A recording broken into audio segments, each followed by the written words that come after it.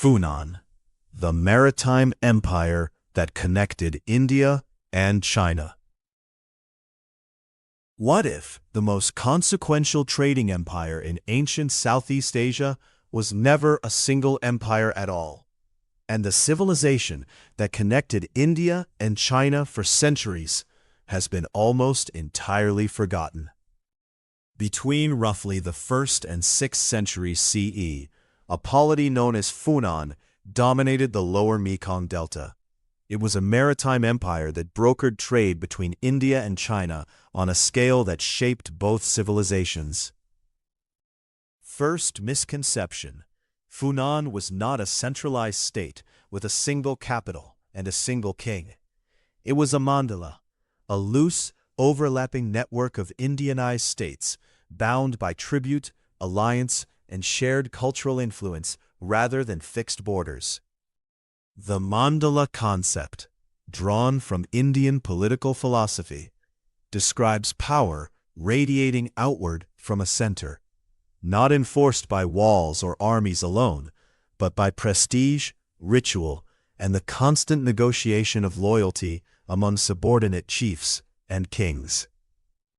Funan's prosperity wasn't accidental.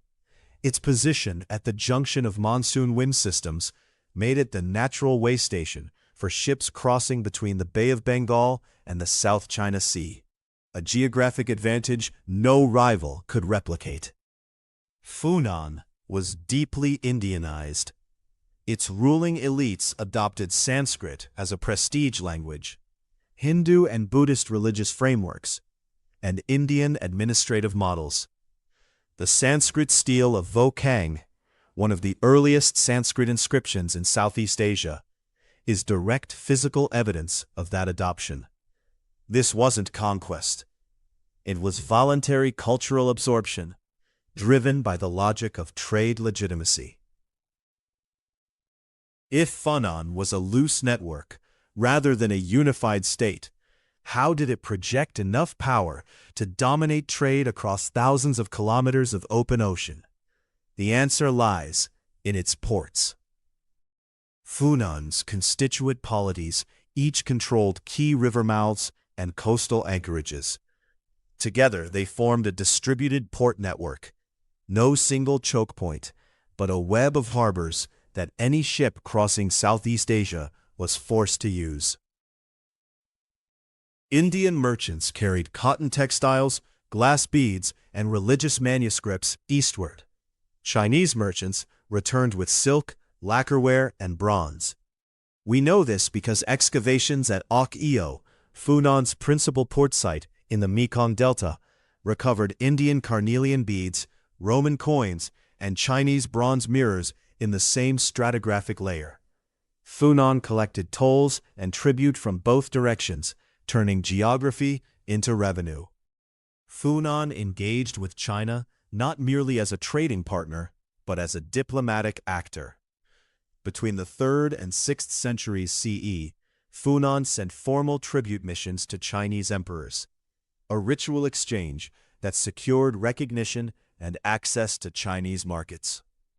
Those tribute missions were not acts of submission. They were sophisticated diplomatic theater. By presenting gifts to the Chinese emperor, Funan's rulers received legitimacy, protection, and, crucially, preferential trade access worth far more than any gift sent. But the mandala structure that made Funan flexible also made it fragile. Power in a mandala is relational, not structural. When the center loses prestige through military defeat, succession crisis, or economic disruption, the network doesn't reform, it dissolves. Funan's decline was driven by competition among the mandala's constituent polities for dominance at the center. When no single ruler could convincingly claim the mantle of paramount lord, the network's constituent parts began acting independently. Internal strife alone rarely destroys an empire. So what external pressure arrived precisely when Funan's center was weakest? A rival polity rising from within Funan's own mandala network, a vassal that became a conqueror. Qianle, a polity in the interior highlands that had itself been a Funan vassal, exploited the power vacuum created by Funan's internal conflicts. By the late 6th century, Qianle had vassalized Funan, turning the Maritime Empire's own political logic against it. Vassalization was the terminal diagnosis. Once Funan's core polities acknowledged Qianle's supremacy, the Maritime Empire ceased to function as a coherent trading network. The tribute flows reversed, the port revenues dried up, the mandala collapsed inward. This is the central insight. The mandala structure was simultaneously Funan's greatest asset and its fatal vulnerability. It allowed rapid expansion without costly military occupation. But it stored no institutional memory, no bureaucratic continuity, only the charisma of the center. Funan's maritime capabilities were the adhesive holding the mandala together. As long as Funan's ships controlled the sea lanes and port revenues flowed to the center, peripheral polities had an economic incentive to stay loyal. Remove the ships, and the incentive vanished. Funan's simultaneous engagement with India and China wasn't passive geography, it was deliberate statecraft. By maintaining cultural legitimacy with India and diplomatic recognition from China, Funan made itself indispensable to both civilizations at once. The mandala was described as power radiating outward through prestige and ritual. That prestige had to be continuously performed, through tribute missions to China, through Sanskrit court ceremonies, through the visible wealth of the ports. Funan's story extends beyond Southeast Asia. Venice built its 14th-century commercial empire the same way, not by conquering producers, but by controlling the ports and sea lanes through which goods had to pass. What both demonstrate is that controlling a flow is powerful, but only as long as the flow itself is irreplaceable. Funan was the first but not the last Indianized maritime polity in Southeast Asia. The same mandala logic reappeared in Srivijaya, in the Khmer Empire, in Majapahit, each inheriting Funan's playbook, and each eventually confronting the same structural vulnerability.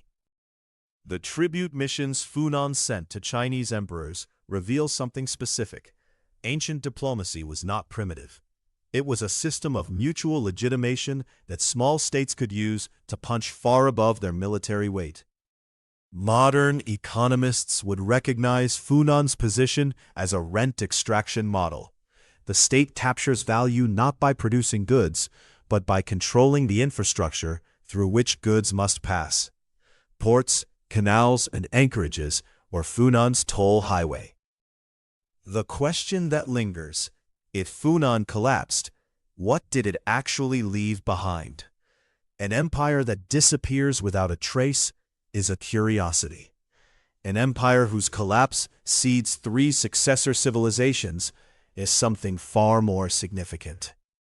The Indianized cultural framework Funan transmitted, Sanskrit literacy, Hindu-Buddhist religious architecture, mandala political philosophy, survived Funan's political collapse intact. Qianle, Funan's conqueror, absorbed and continued the cultural project. The 7th-century temple complex at Sambor Pre Kuk, built under Qianle's ruler, Isanavarman I, uses the same Sanskrit dedicatory inscriptions and the same Shaivite iconographic program that Funan's elites had established generations earlier. The maritime trade routes Funan organized between India and China didn't disappear with the empire.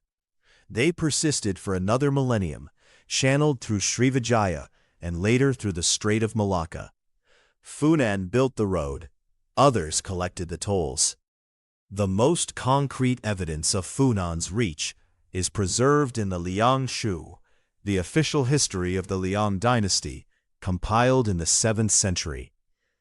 It documents multiple Funan tribute missions, recording the names of envoys, the gifts presented, and the emperors who received them. The Liang Shu describes Funan's envoys as educated, multilingual, and fluent in Chinese court protocol, evidence that Funan invested deliberately in diplomatic expertise. This was not a peripheral kingdom fumbling at the gates of civilization. It was a peer. Was Funan ever a single empire at all? No, and that's precisely what made it extraordinary. A network of Indianized states, held together by maritime capability and diplomatic sophistication, outperformed centralized rivals for centuries. Here's the detail that makes Funan's reach concrete. Among the objects recovered from Ak-Io was a gold medallion bearing the image of the Roman Emperor Antoninus Pius, minted in the 2nd century CE, found in the Mekong Delta. A Roman coin in Southeast Asia is not an accident. It's evidence of a trading network stretching from the Mediterranean to the South China Sea, with Funan at its hinge. Funan proves that controlling the flows between great powers, not the powers themselves, can be the most lucrative and influential position in any era. The question worth sitting with is which modern choke points are today's Mekong Delta? Thanks for watching. If you enjoyed this video, subscribe for more.